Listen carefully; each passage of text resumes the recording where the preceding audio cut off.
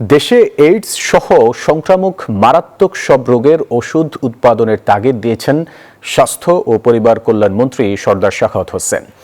মঙ্গলবার বিকেলে রাজধানীর একটি হোটেলে নোভো নর্ডিক্স ফার্মার উদ্যোগে ড্যানিশ প্রযুক্তি হস্তান্তরের মাধ্যমে বিশ্বমানের আধুনিক ইনসুলিনের উদ্বোধনী অনুষ্ঠানে প্রধান অতিথির বক্তব্যে এই কথা বলেন তিনি। বাংলাদেশের ওষুধ শিল্প অনেক সমৃদ্ধ, তাই একে এগিয়ে নিতে ওষুধ প্রস্তুতকারী প্রতিষ্ঠানগুলোর প্রতি আহ্বান জানান তিনি। এছাড়া বিশেষভাবে ধন্যবাদ জানান এসকেফ এবং ট্রান্সকম গ্রুপকে ডায়াবেটিসের আধুনিক ইনসুলিন উৎপাদন করায়।